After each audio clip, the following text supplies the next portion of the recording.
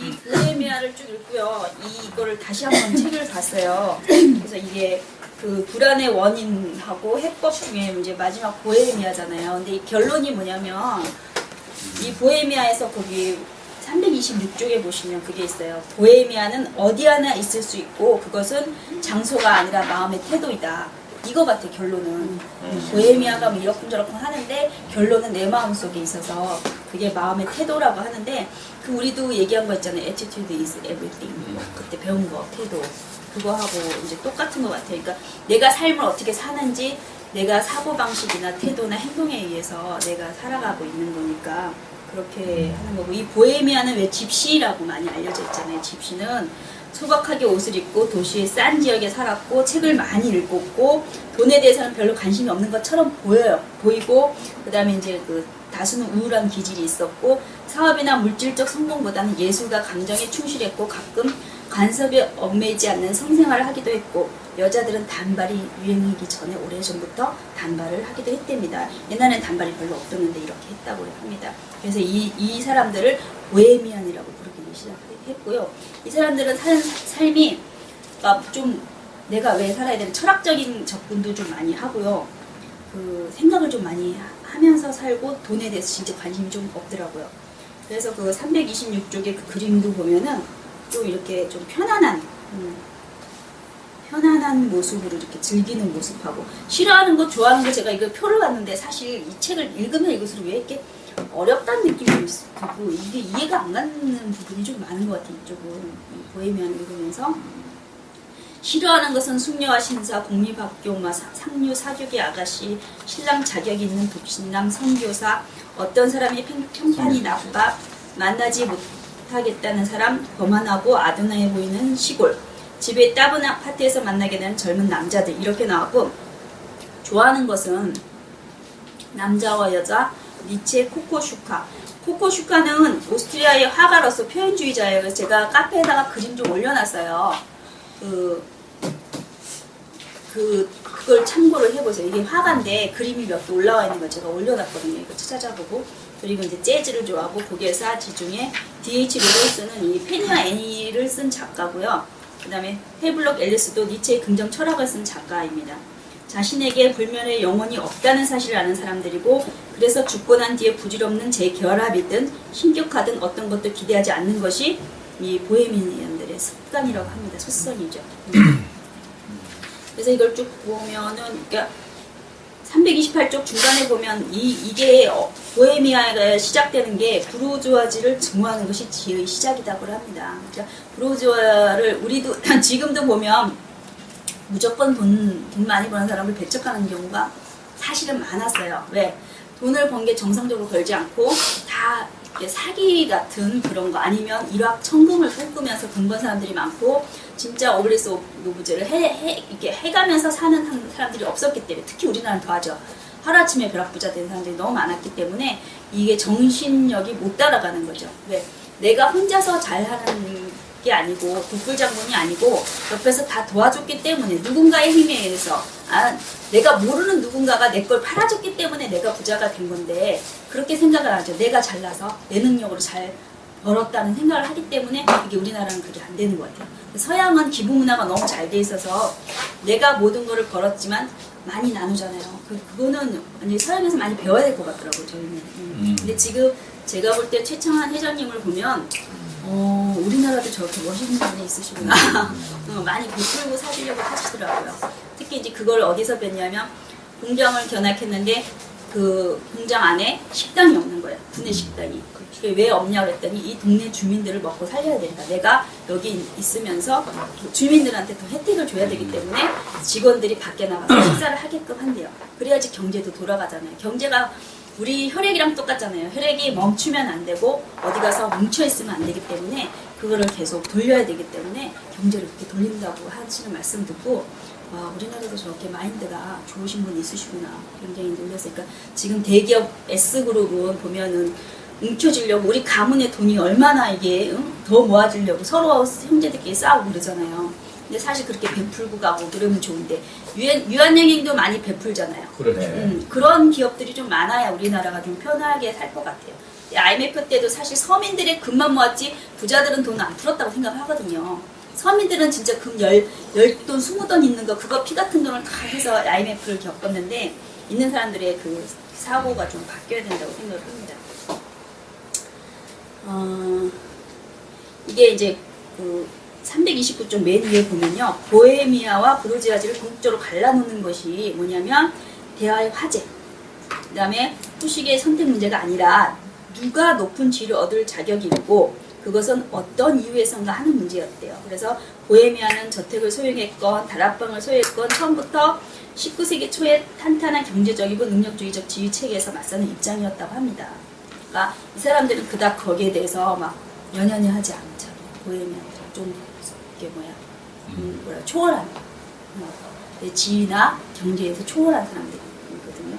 그래서 이제 여기를 보면 그 가운데쯤 보면 이 보헤미안들에는 감정의 주요한 저장소인 예술의 관람자나 창조자라서 헌신할 수 있느냐, 이게 이제 보헤미안들의 그 초점이었고, 보헤미안의 가치체계에서 순교자적 인물을 쓰거나 그림을 그리거나 음악을 만들기 위해서 또는 여행이나 친구와 가족에 헌신하기 위해서 안정된 정규 직장과 사회 존경을 희생한 사람들이라고 합니다. 그래서 많은 보헤미안들은 비현실적인 믿음 때문에 고생을 하거나 심지어 굶을 각오까지 돼 있다고 합니다. 그러니까 정신세계가 좀 독특하죠, 우리랑.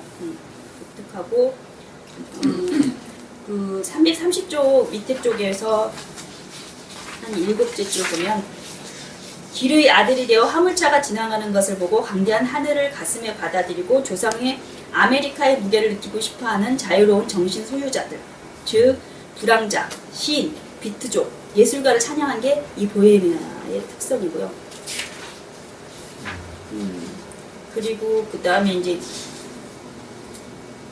333쪽을 보면 그 밑에 보면 구취의 큰 발에 개구리 하이에나처럼 보이는 사람들, 음악이란 것은 있는 줄도 모르고 걷는 사람들, 고용하고 해고하고 이윤을 남기는 것이 똑똑하다고 생각하는 사람들, 씨를 뿌리거나 자랑을 하거나 무능한 사람들이 못 들어오게 담을 쳐놓은 60에이커의 땅덩어리처럼 값비싼 부인을 소유한 사람들, 폭 10m 유리창 앞에 서서 아무것도 보지 못하는 사람들, 호화로운 요트를 타고 세상을 돌아다니지만 조끼 호주머니에서 결코 빠져나오지 못하는 사람들, 달팽이 같은 사람들, 뱀장어 같은 사람들, 괄태충 같은 사람들, 그러나 그만한 쓸모도 없는 사람들. 보헤미안의 가치체계에서는 돈으로 명예를 얻지 못하듯이 소유로도 명예를 얻지 못한다. 보헤미안의 눈으로 보면 요트와 저택은 오만과 천박의 상징이다.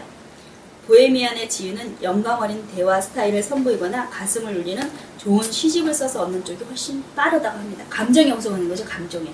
있는 것보다는 내 감정에 많이 호소를 하는 겁니다. 이게 보헤미안의 특성이고요. 그 다음에는 이제 그 337쪽에 보면은 3번 주로 문화와 갈등하면서도 자신있게 살아가려면 우리의 직접적인 환경에서 작동하는 가치체계, 우리가 사교적으로 어울리는 사람들, 그리고 우리가 듣고 읽는 것이 중요하다. 그래서 이것이 보헤미안들의 통찰이라고 합니다. 그러니까 우리가 보면 환경도 중요하잖아요. 내가 지주의 환경에 무슨 환경을 타고났는가. 그래서 카멜레온이 사실은 어떤 때는 굉장히 합리적인 것 같아요. 내가 빨간색이 될 때 얼른 빨간색이 돼서 거기다 동조를 해주고, 내가 이쪽에 있을 땐 파란색이 돼야 되면 얼른 파란색으로 해서 바꿔서 카멜레온처럼 살아갈 수 있는 능력도 조절 능력이고 적응할 수 있는 능력 같아요. 내가 항상 흰색이라고 흰색만 고집해서는 앞으로는 나갈 수 없다고 저는 이걸 보고 느꼈거든요. 그러니까 내가 아무리 흰색이라도 옆에서 같이 동조해주고 같이 갈 때는 단결적인 일을 할 때는 색깔을 내가 바꿔줘야 된다는 생각을 많이 했습니다. 그다음에 이제 몇 페이지야? 341쪽의 그림 보면 이게 뭐 죽음도 이렇게 해서 그려놓은 걸 보면 좀 독특하지 않아요? 사람들이 이 죽음에 대해서 그림을 그리지를 않잖아요. 그죠? 보통 그릴 때 풍경 하나, 살아있는 거, 정물아 이런 걸 그리지 이렇게 죽어있는 사람을 안 그리죠. 사실 그리려면 시간이 또 많이 걸릴 거 아니에요. 보고 그리면 몇 시간은 걸릴 텐데 죽은 사람 앞에서 이걸 한다는 자체가 굉장히 뭐 독특한 생각을 하고 있는 것 같더라고요. 그리고 이제 그 243쪽에 보면 보들레르는 미국 같은 민주사회에서 형성되는 여론의 영향을 저주했으며 여론으로부터는 아무런 자신이나 은혜를 기대할 수 없다고 경고했고 민주사회에서도 민족사회에서도 공화국에도 절대군주에도 어울릴 수 없다. 재능이 뛰어나지만 불운한 사람들은 평범한 영혼들의 무리 속에서 천재의 가혹한 수련기를 겪어야 할 운명이다. 그래서 요거 엘버트로스를 읽으면 자주 뱃사람들은 재미삼아 엘버트로스 그 거대한 바다새를 잡는다. 거칠고 깊은 바다를 가로질러 무심한 보호자인 양 동행해주던 새를 뱃사람들이 가판 위에 내려놓자마자 이 하늘의 군주 어색하고 창피하여 커다란 흰 날개를 늘어진 노처럼 애처롭게 질질 끌고 다닌다. 이 날개 달린 나그네는 얼마나 꼴싸납고 나약한가. 조금 전까지만 해도 그렇게 기민했는데 지금은 얼마나 약하고 어색하고 심지어 우스꽝스러운가. 어떤 선원은 담뱃대로 부리를 두드리고 어떤 선원은 쩔뚝쩔뚝 한때 하늘을 날던 불구자의 흉내를 낸다. 시인도 이 구름의 지배자 같아 총알이 이르지 못하는 곳에서 폭풍을 타고 놀지만 지상에 유배되면 야유와 조롱 속에서 거대한 날개 때문에 걷지도 못한다. 이런 걸 보면 진짜 기독교에서부터 핍박받는 그런 느낌 똑같지 않아요? 앞전에 기독교를 교수님께서 하셨잖아요. 근데 이제 그 보헤미아는 거부당한 사람들의 존엄과 우월을 강조해서 예수의 추방과 십자가 처형이라는 기독교 이야기의 세속적인 짝을 만들어내서 이렇게 참 처참하게 이 좋은 우리는 서정적이고 밝은 거를 많이 노래하는데 보헤미아는 좀 이쪽에서는 부정적이고 어둡죠. 행동하는 게 어두운 것 같더라고요. 그래서 기독교와 마찬가지로 무시 자체가 무시당하는 자의 우월성의 증거가 된다고 합니다. 그리고 다섯 번째는 그 빅토르 위고르가 한 얘기가 있어요. 이제 규칙은 없다. 재능 있는 사람이 개인적 독창성을 포기한다는 것은 신이 하인이 되는 것과 마찬가지다. 그런데 누구나 다 똑같다는 거죠. 그리고 개인적인 우월성을 독특하게 생각을 해라는 거. 여기서 랄프 waldo 에머슨은 자립에서 인간은 모름지기 순응하지 말아야 한다. 이거 굉장히 좀 독특하잖아요. 우리는 다 순응하고 살았잖아요. 우리 유교적인 가족관계에서는 다 순응했어요. 여자들이 힘들어도 힘들다는 소리를 못하고 다 그냥 그렇게 이미 해왔던 관습대로 그대로 살아왔던 게 우리들의 이 습성인데 그 순응을 하지 말아야 된다고 여기서 이제 나오더라고요. 그리고 이제 에머슨의 말에 따르면 어떻게 살고 옷을 입고 먹고 쓰느냐 하는 문제에서 다른 사람들의 관념에 맞추어 살다 보면 얼굴에 서서히 우둔한 표정이 나타나게 된다고 합니다. 왜? 내가 이렇게 해야 남들이 좋아해. 특히 우리 애들 있잖아요. 우리 엄마는 공부를 해야 좋아해. 책을 펴놓고 있어야 좋아해. 나는 하기 싫은데. 나는 하기 싫고 지금 밖에 나가 놀고 싶다든지 아니면 컴퓨터를 하고 싶은데 우리들도 마찬가지네. 남이 보여지는 거를 되게 중요시 여기잖아요. 근데 여기서 그걸 버려라. 네가 하고 싶은 걸 해라. 이렇게 얘기를 해주더라고, 메시지를. 나는 내가 관심을 가진 일을 하지 다른 사람들에게 요구하는 일을 하지 않는다. 다른 사람이 너 이거 했으면 좋겠다 해도 그거 내가 안 맞으면은 절대 못하는 거죠. 그러니까 개성이 진짜 강하다는 거죠. 나는 나 혼자라는 거 진짜 세상에서 그런 걸 얘기를 하는 것 같아요. 그래서 그렇게 하고 이거 349쪽에 모나리자 수염 봤어요? 349쪽에 열면 모나리자 수염 봤어요? 이거 저는 가끔 이걸 볼 때 누가 장난쳐놓은 줄 알았지 이게 다다이즘에서 하는 건지를 몰랐어요. 사실은 가끔 이 사진 봤죠. 수염 달린 게 이게 다다이즘의 한 예인데 이 다다가 뭐냐면 프랑스어로 목마라고 합니다. 목마라는 게 무의미하다, 의미가 없다. 무의미하다는 이게 이제 여기에서 보헤미아의 특성인 것 같아요. 무의미하게 시간 보내면서 이렇게 하는 게. 그리고 이게 그 뒷페이지 있잖아요. 350쪽, 351쪽 보고 이건 진짜 이해가 안 가더라고요. 딸기 젓가슴, 항공 음식, 입체파, 야채 패치. 이거 제가 인터넷 찾아봤는데 안 나와요. 뭔지는 모르겠고 이거는 나중에 대표님이 설명 좀 해주세요. 아무리 봐도 답이 안 나와. 6번 352쪽에 보면 독창성을 높이 평가하라는 거. 그러니까 우리도 우리 애들을 항상 그 입시 지옥에 몰아넣으면서 누구든지 스카이대를 나와야지 잘 되고 이렇게 하는 그런 편견을 버리라는 거죠. 독창성을 높이 평가하고 삶의 비물질적인 측면을 강조하는 것에서부터 판사나 약사를 놀라게 해줄 수 있다는 것이라면 모두 중요하다는 생각까지 그렇게 하라는 거죠. 그래서 이 보헤미안들은 그 삶의 에너지를 시, 그림, 자연, 낭만적인 사랑에 이렇게 쏟고 있었어요. 그렇게 보헤미안들은. 그래서 좀 가난하게 살기는 했다고 합니다. 돈에 대해서 관심 별로 없으니까.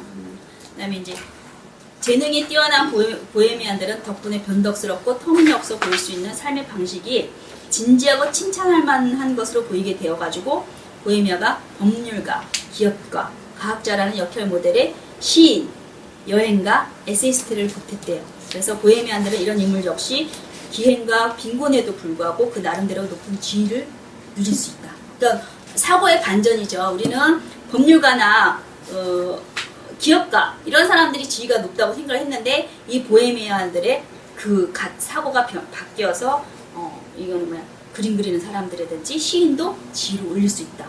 그래서 이 역사와 예술에 대해서 좀 더 깊이 있는 발전을 하게 되었다고 합니다. 그래서 이 지위에 대한 불안에 성숙한 해결책은 우리가 다양한 사람들로부터 지위를 인정받을 수 있다는 사실을 인식하는 데서 시작한다고 하는데 지위에 대한 불안은 성공적인 삶과 성공적이지 못한 삶 사이의 공적인 차이를 인정할 수 있는 경우에 치를 수밖에 없는 대가라고 합니다. 그래서 성공과 실패, 선과 악, 수치와 명예의 구분 자체는 유지하면서 무엇이 각 항목에 속해야 하는지를 재규정해서 내가 이제 그 성공과 실패를 나누고 거기에 대한 불안을 해소를 하는 거죠. 그래서 우리는 삶에서 성공을 거두는데 하나 이상의 길, 그러니까 판사나 약사와 같은 길 말고 우리의 길이 있다. 그러니까 이 책에서는 그래 내 개성이 있다. 나도 내 하나의 그 독특한 내 색깔을 가지고 살아야 된다. 누구든지 하는 그거는 아니다. 그러니까 나만의 색깔을 가지고 나만의 인생을 살아야지 남들이 다 약사한다고 약사를 다 한다든지 판사한다고 판사를 다 한다든지 남이 보이는 뻔질이나 교사 이렇게 타이틀만 걸지 말고 내가 하고 싶은 일을 하면서 사는 게 진정한 보헤미아다. 내 감정에 충실해라. 그래서 내 인생의 모든 것은 내 감정의 태도에 의해서 결정이 되어진다. 네, 결론을 드렸습니다. 감사합니다. 감사합니다.